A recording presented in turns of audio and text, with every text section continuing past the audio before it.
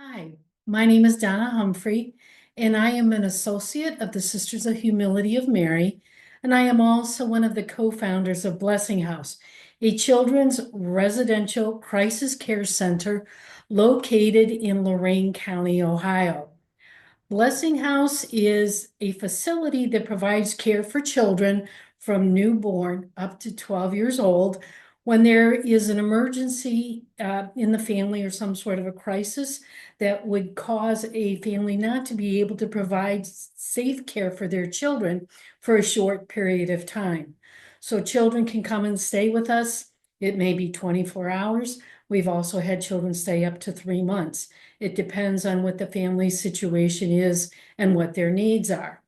So Blessing House started in 2005.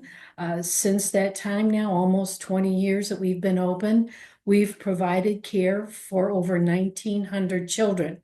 And we kind of laugh because some of the children who stayed with us as children are now coming back and visiting it as adults. And we really are excited to hear their stories and how they're doing. Some of the reasons why families come to us are homelessness, substance abuse, domestic violence, hospitalizations, could be a physical health issue or a mental health issue, or that grandma and grandpa, when a family does not have a grandma or a grandpa that they can drop their kids off to and feel safe about it. It's a voluntary placement, so parents are able to bring them to us on their own. We do not take children that are referred through the court system, because our whole idea is to provide an alternative or an option that parents can choose on their own to be able to get the care that they need. The whole idea is to keep the kids safe and also to reunite the families when the kids go home. So while the children are with us, we have a family advocate who works with them to provide them with referrals and information and resources to be able to really address whatever it is that's happening. Like, for example, right now, homelessness is a huge issue. Affordable housing is very difficult to find. So 99% of the families that come to us are living in poverty, struggling to provide the basic needs for their families of food and shelter, clothing, healthcare. So they need information, they need help. They don't often know where to go to get help. And so our family advocate will sit down with them and work through that. We also have a child advocate who spends time with the kids. She will do an assessment to see where they are with things when they come in. So if there are some gaps in their development, whether they're infants, preschool, or even some of our school-age children, she's able to get some ideas of what type of help or services they may need and refer to the parents additional resources for them. She also does a lot of advocacy with the parents to help them in the schools to get the kids, the help that they need. So it's really all about giving the children a positive experience. We want them to feel safe. And it's amazing sometimes the stories that we hear from kids who have been living in neighborhoods where there's violence, and they talk about hearing gunshots. They talk about hiding under beds. And so they need to be in a place where they do feel safe because that's when they thrive. And that's what Blessing House does for them. Only the children stay with us, the parents do not. They are referred to resources if they need it, but we are only licensed to provide care for children up to 12 years old. So we're going to watch a short video that I think really tells the story about what it's like for our kids. When they come in, it's an adjustment for them. Sometimes it's really difficult for them to separate from their parents and be away from them.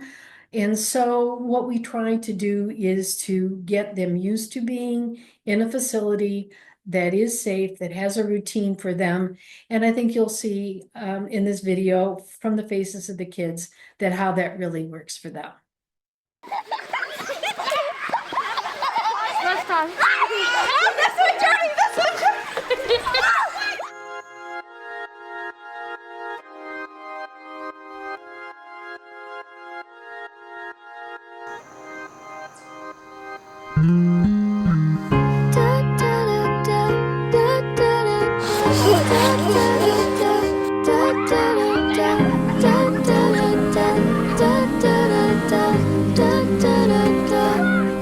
I hope the days come easy and the moments pass slow, and each road leads you where you wanna go. And if you're faced with a choice and you have to choose, I hope you choose the one that means the most to you.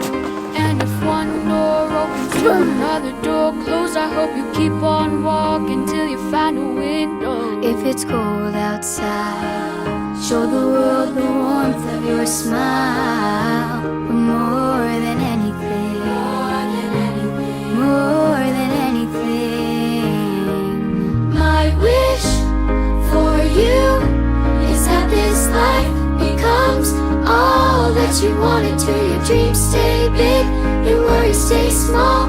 You never need to carry more than you can hold. And while you're out there getting where you're getting to, I hope you know somebody loves you and wants the same things too. Yeah, this is my wish.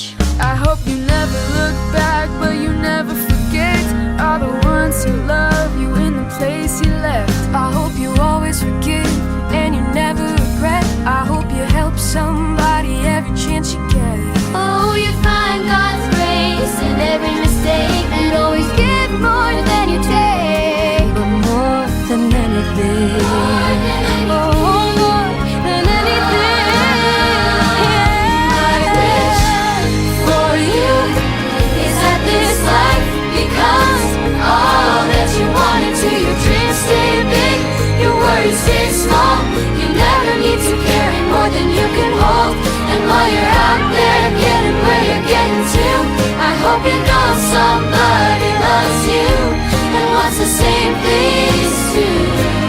Yeah, this is my wish.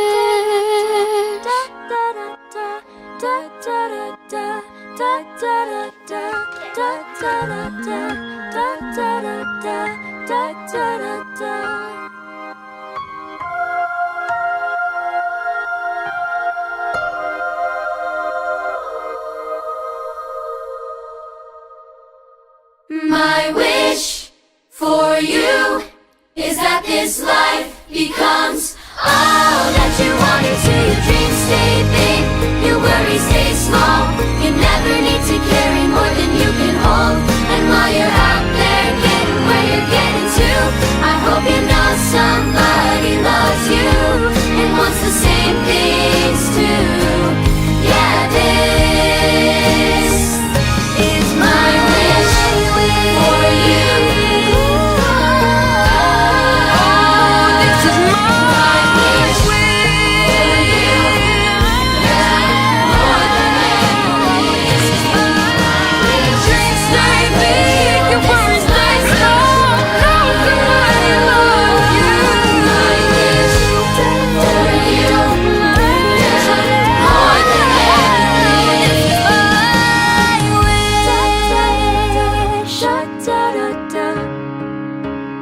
This is my wish.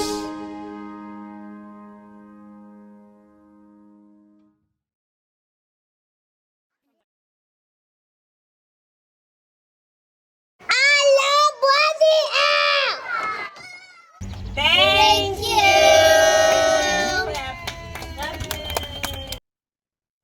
So I am sitting in the house where we started. When we started back and opened in April of 2005, we were in this house that seemed so big at the time. It's 3,000 square feet, two-story home. And then you can see behind me the handprints that the kids have left when they came. So we had every child that has come has left either a handprint or a footprint and become a part of our family. And we really emphasize that to them, and a lot of them have come back and looked for that handprint and can remember what color it is and where it is. But we also outgrew this building several years ago. We went through a strategic planning process, and our board decided to build a larger home where we could care for more children. At one point, we had 63 children on our wait list. So we moved into our new building. We've been there now for a few years. It is 16,000 square feet. So obviously it was a big change from here. But in this building, we can now care for up to 20 children at a time to really give them more space than what we had in this building, to give them more opportunities, and to really increase their ability to have a positive experience. We work with other agencies to be able to connect them. I know if you've had a chance to listen to the housing video, we work with the HM Housing Faith House, which is a transitional housing program to be able to help some of our homeless moms. We also are really a social service emergency room at times. You know, we get calls because we're one of the very few facilities where you can talk to somebody live 24 hours a day, every day of the year. And so we get calls from people who are homeless, unhoused outside, from parents who have no food in the house for their kids, who have no diapers, no formula. And they're very aware that if they call us, if we can help them, we will. And that's why we call ourselves God's Project of Hope. We do what we can with the resources that we have to be able to help those that God sends us to us, you know, through our doors.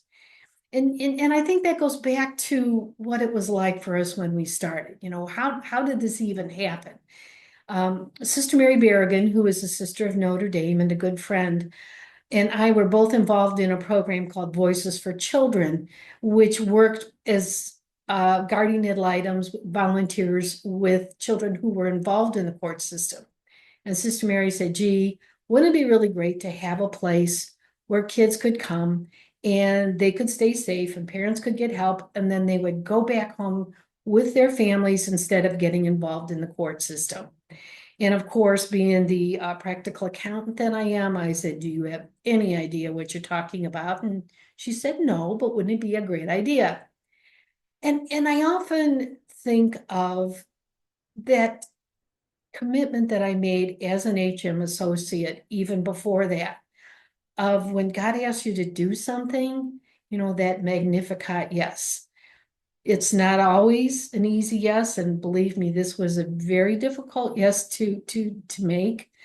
But I knew, based on so many different things, that this was something that God was calling us to do. And so back in 2005, all of these amazing pieces came into place just as they needed to, with our licensing and our funding and our house and our personnel and nonprofit, and everything really came together in such a way that you knew that this was God's presence and God's call for us to do this. And even as difficult as it has been to run a 24-hour facility for the last 20 years, it has been one of the most amazing, fulfilling experiences that I have had. And it is one of those cases when you truly know that you are doing what God is calling you to do. So I think that as we really look at mission ministry, especially with the Sisters of Humility of Mary, from a personal standpoint, being able to say yes, even those difficult yeses, brings abundant life to the families who need us, especially the women and children over the years that we have helped. We see sometimes what that impact is, but most of the time we don't. But we trust in faith that what God is asking us to do is to bring our loaves and fish to the table and let Him work the miracles. And that's what He has continued to do each and every day. So I encourage you to Please pray for our families that are struggling. They have a lot to overcome, but at least being able to have a place where they can call when they know they need help is what gives them hope. And thank you for listening.